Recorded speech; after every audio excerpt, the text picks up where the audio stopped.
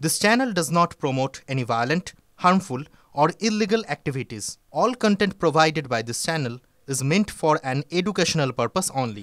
কোনো টিম কারো একার পারফরমেন্সে ভর করে জিততে পারে না, একথা ক্রীড়া মহলে খুব প্রচলিত। তেমনি কোনো টিম একার ব্যর্থতাতে হারেও না। ভারতীয় টিমের এবার বর্ডার গাভাস্কার ট্রফি হাতছাড়া হয়েছে। তারপর থেকে টিম ইন্ডিয়ার ক্রিকেটারদের কাঠগড়ায় তুলছেন অনেকে। রোহিত শর্মা ও বিরাট কোহলি রয়েছেন অনেকের টার্গেটে।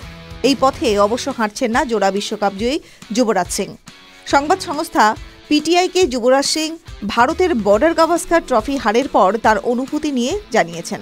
একই সঙ্গে যারা সমালোচনা করছেন কোহলি ও রোহিতকে, তাদের ভারতীয় ক্রিকেটে রো-কো জুটি অবদানের কথা মনে করিয়েছেন যুবি। তিনি বলেন, গত ৫-৬ বছর ধরে ভারতীয় টিম যা অর্জন করেছে সেদিকে নজর রাখি আমি। অস্ট্রেলিয়ার পরপর দুবার ভারত সিরিজ জিতেছে। আমার তো মনে পড়ছে না অন্য কোনো দল এটা পেরেছে। আমরা এখন রোহিত শর্মা, বিরাট কোহলিকে নিয়ে খারাপ কথা বলছি। অস্ট্রেলিয়ায় পরপর দুবার ভারত সিরিজ জিতেছে। আমার তো মনে পড়ছে না অন্য কোনো দল এটা পেরেছে। আমরা এখন রোহিত শর্মা, বিরাট কোহলিকে নিয়ে খারাপ কথা বলছি। আমরা এটা ভুলে গিয়েছি যে ওরা অতীতে কি অর্জন করেছে। এখনকার অন্যতম সেরা ক্রিকেটার ওরা। হেরেছে ঠিক আছে, তবে আমাদের থেকে ওদের কষ্টটা বেশি হচ্ছে। আমি আশাবাদী ভারত ঘুরে দাঁড়াবে। গৌতম গম্ভীর কোচ, অজিত আগারকার নির্বাচক প্রধান, বিরাট কোহলি, রোহিত শর্মা, জসপ্রীত বুমরারা রয়েছে। ওদের মনোভাব অসাধারণ।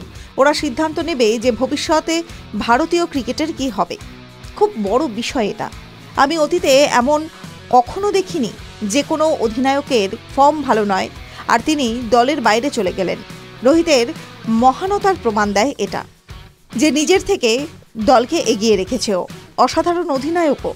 তাতে সিরিজ জিতুক বা হারুক, বারবার অসাধারণ ক্যাপ্টেন থাকবে। ওর নেতৃত্বে ভারত ওডিআই বিশ্বকাপ জিতেছে। আমরা টি-20 বিশ্বকাপও জিতেছি ওর নেতৃত্বে।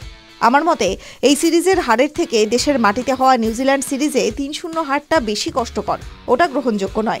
অস্ট্রেলিয়ার মাটিতে ভারত বেশ কয়েক বছর ধরে দাপট দেখাচ্ছে। দুবার পরপরও জিতেছে। এবার হেরেছে, তাও মেনে নেওয়া যায়। ভারতীয় টিমে কোনো বদলের প্রয়োজন রয়েছে? এই প্রশ্নের উত্তরে যুবি বলেন, আমি মতামত দিতে পারি। যখন প্লেয়াররা ভালো পারফর্ম করতে না পারে সেই সময় সকলে সমালোচনা করা খুবই সহজ, সমর্থন করা কঠিন। যারা সমালোচনা করার করবে, আমার কাজ বন্ধুদের সমর্থন করা। আমার জন্য ওরা আমার পরিবার। টিভি9 বাংলা ডিজিটাল।